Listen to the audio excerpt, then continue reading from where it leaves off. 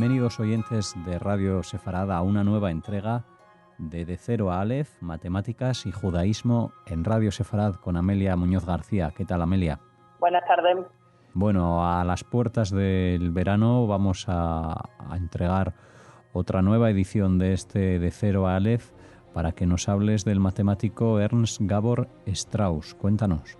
Pues este hombre tuvo la oportunidad de pasar un tiempo como ayudante de Einstein y en un momento determinado decide volver a volcarse en las matemáticas y desde luego fue muy productivo porque él edita en torno a 150 trabajos, muchos de ellos en colaboración con otros autores y repartidos en una amplia gama de campos de las matemáticas no colindantes, es decir, que no es por ejemplo, análisis de este tipo y análisis de otros, sino una variedad bastante amplia.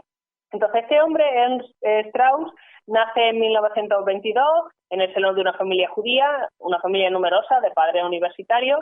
Su padre era abogado de bastante éxito, su madre era doctora de medicina, su madre, de hecho, si no recuerdo mal, fue de las primeras mujeres a las que se les permite estudiar medicina y cursar el doctorado y tal en su universidad. Bueno, ambos padres estaban interesados en fomentar pues el talento innato de su hijo, un talento que se manifestaría en matemáticas. Uh-huh.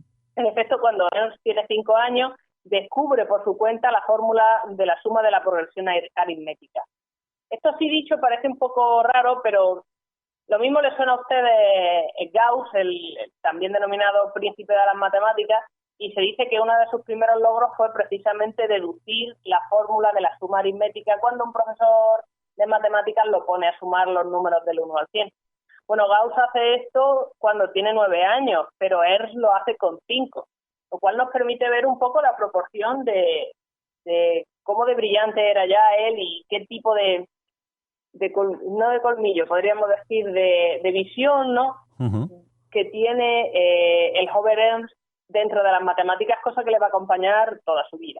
Bueno, en la misma línea de muestras de talento nos encontramos que con 9 años pasa el examen de entrada al instituto, adelantándose o saltándose un año y entrando tras aprobar este examen.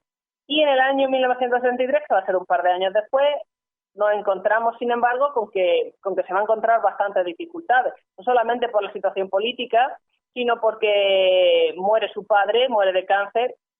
Y antes de esto, el padre había manifestado su intención de trasladar a la familia a la Palestina británica, y no solamente debido a la subida de Hitler vista así en general, sino porque su padre era no un ciudadano de a pie tal cual, sino era un destacado sionista de su comunidad, estaba bastante metido en asuntos legales y como que se lo vio venir bastante claro.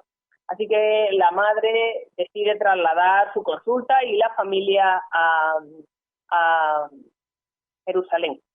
Al principio sí que es verdad que tiene problemas con el idioma y otros similares, él apenas hablaba hebreo, pero bueno, conforme pasa el tiempo la cosa va a mejorar bastante.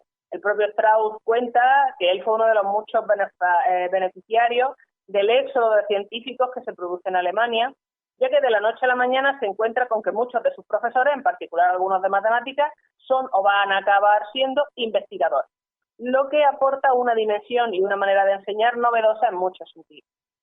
De nuevo se salta Strauss un curso en el instituto, este va a ser el último curso que tendría que haber hecho, y entra en la Universidad Hebrea de Jerusalén, entra a aprobar pues la prueba de entrada. Simultáneamente se manifiestan sus tendencias pacifistas, se une a la Liga por la Reconciliación y Colaboración y se involucra en ciertas asociaciones pues de índole pacifista. Y a la madre le saltan un poco las alertas. Va a tener dificultades mi hijo, no solo por su postura política, sino porque va a estar descuidando sus estudios, cosa que daba la sensación de que podía llegar a ser así. Entonces, como ella lo ve probable, lo que le dice es que se vaya a Estados Unidos con 2 de sus hermanos que ya están allí, que son mayores, ya que él era el último, él era el pequeño, y decide hacerle caso a su madre y se traslada en 1941. Sin título universitario, porque es que no le ha dado tiempo, pero sin ningún problema para ser admitido en la Universidad de Columbia. Él va a obtener el máster en 1942 con tan solo 20 años y comienza con sus estudios de doctorado. En 1944 su carrera va a dar un giro importante al ser contratado como asistente de Albert Einstein. hasta cierto punto que se casara ese mismo año con Louise Miller y se trasladara a Princeton para poder ser asistente de Einstein al Instituto de Estudios Avanzados, va a ser un poco lo de menos en comparación. Strauss va a pasar 4 años colaborando con Einstein, lo cual va a dar lugar a 3 artículos como resultado de su trabajo de apoyo en busca de modelos que dieran con la estructura matemática de la teoría de campos unificados. La teoría que unifica, tal y como dice su nombre, el tratamiento de la gravedad y el electromagnetismo, amparándose en un único modelo que lo vaya a explicar todo. Bueno, esta teoría no ha sido encontrada a día de hoy, y el problema es que la gravedad se resiste a ser descrita por las mismas leyes que rigen las otras 3 grandes fuerzas de la naturaleza, que son la fuerza electromagnética, la nuclear fuerte y la nuclear débil. Estas no se unifican bien con la gravitatoria. Entonces, fruto de esta búsqueda van a ser los 3 artículos que escriben conjuntamente. El primero de ellos, en 1945, titulado La influencia de la expansión del espacio en los campos gravitatorios que rodean estrellas individuales. Entonces, esto lo que presenta es un nuevo modelo del universo siguiendo las ecuaciones de Einstein, que se conoce como modelo del queso suizo. Y surge de su trabajo bajo la hipótesis de un universo en expansión que no es homogéneo y, consecuentemente, estudia el efecto de estas regiones no homogéneas. ¿Cuáles van a ser las regiones no homogéneas? Pues, por ejemplo, las estrellas, las galaxias, los grupos de galaxias, es decir, allí donde se encuentre una concentración alta de materia. Entonces, en el artículo se describe un universo tipo Friedman y LeMay con materiales que no ejercen presión y donde surgen grandes regiones esféricas vacías en el sentido de que es como si hubieran arrancado lo que había dentro.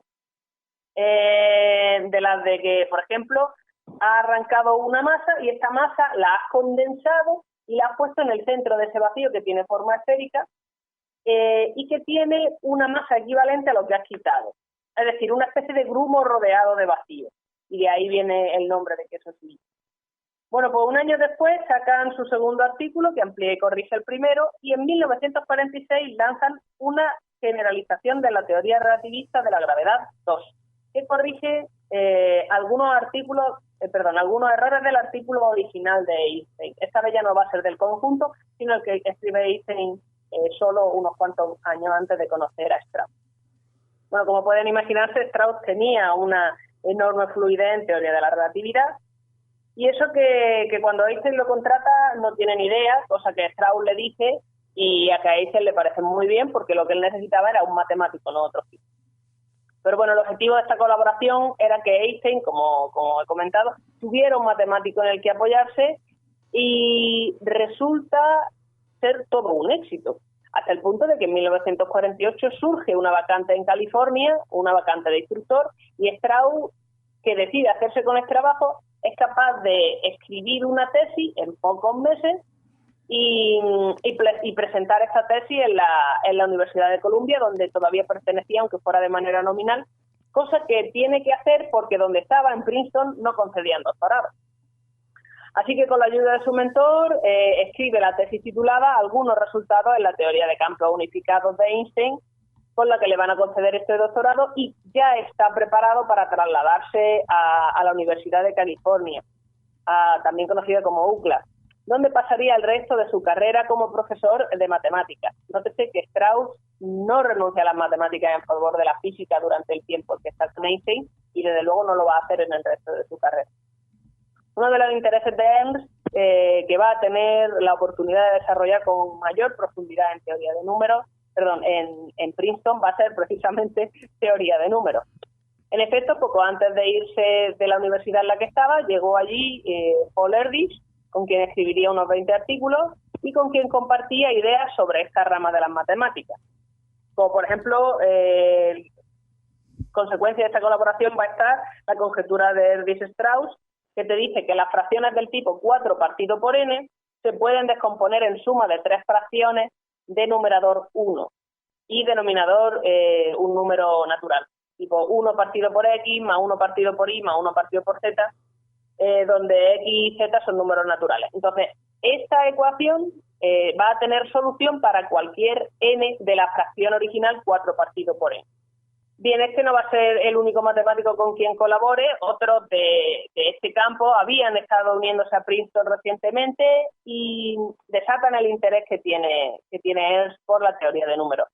Y por fin, en el otoño de 1942, el matrimonio, que tendrá 2 hijos posteriormente, llega a Los Ángeles para ocupar la plaza de California.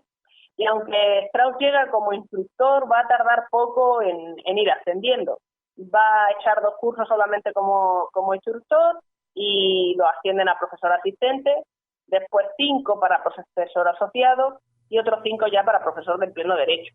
Durante su época en California tiene lugar gran parte de sus colaboraciones, unas 70, que junto con sus trabajos en solitario suman un total de más de 150 textos, aunque se especula con que algunos se han perdido. Por fortuna no fue así con su trabajo de 1950 titulado Sobre funciones integrales con álgebras derivativas en ciertos puntos algebraicos. En este artículo introduce muchas novedades en el campo. Introduce la superficie de Riemann. A efectos prácticos, una superficie de Riemann es una superficie de dimensión 2 que se puede orientar.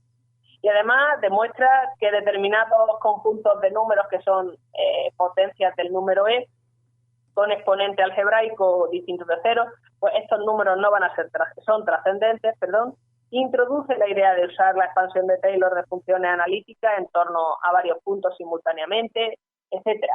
Y bueno, todas ideas novedosas en el mismo texto y que abren la puerta a que otros matemáticos hagan innovaciones posteriores, pues basándose en el trabajo de Strauss, lo cual va a ser la tónica general con el trabajo de este hombre. Otra rama en la que va a emplear mucho tiempo va a ser teoría de grafos, por ejemplo, colaborando con Theodor Motzkin de la Universidad Hebrea, así como combinatoria y otros problemas analíticos. Va a ser de los temas que trate con Theodor. Particularmente, entre ambos construyen la base, o al menos parcialmente, de la teoría de grafos extremales, al ampliar el teorema de Turán al respecto, un teorema que acababa de surgir.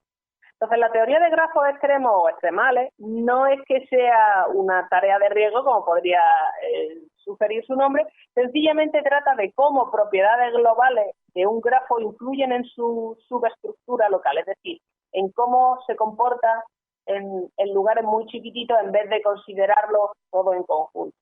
Entendiendo como extremal, pues precisamente al grafo que maximiza o minimiza un parámetro, una característica general, y que a la vez manifiestan o no, pues un tipo de estructura a nivel local, como comentábamos. Otro campo de actuación donde destaca Strauss va a ser el de los teoremas de la teoría euclidiana de Ramsey. Esa teoría es una rama de la combinatoria que trata con estructuras en conjuntos que cumplen una determinada condición. Entonces, la euclidiana estudia específicamente las estructuras que quedan cuando un objeto geométrico se ve sometido a una partición. Una partición es una especie de división que cumple determinadas condiciones, no sencillamente partir por la mitad ya. Entonces, otra forma de abordar las preguntas tipo Ramsey va a ser, bueno, ¿cuántos elementos tiene que contener un conjunto estructurado para garantizar una propiedad en concreto, una que es la que a mí me interesa?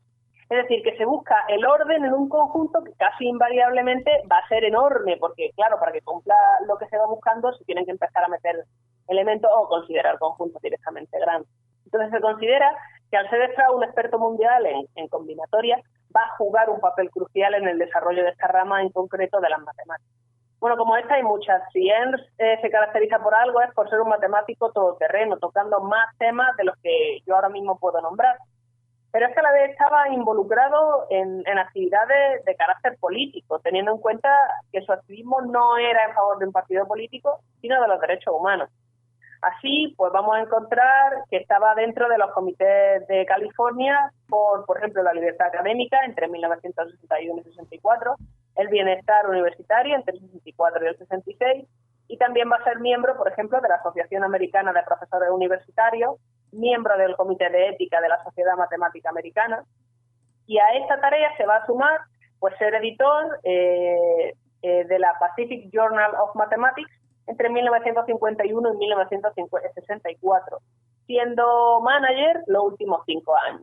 No es por tanto sorprendente que en 1977 le concedan el estatus superior, que es el equivalente a cátedra de la Universidad de California, ni que a partir de 1960 la Fundación Nacional de Ciencias le conceda una especie de beca vitalicia Y bueno, es que Strauss lamentablemente va a morir muy joven, con tan solo 61 años, de un ataque del corazón, probablemente una complicación por la diabetes que padecía.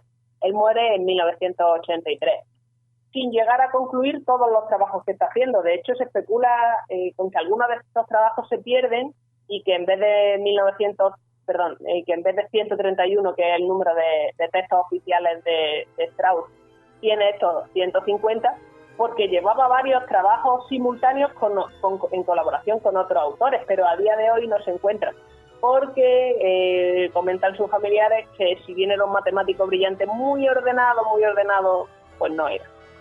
Uh-huh.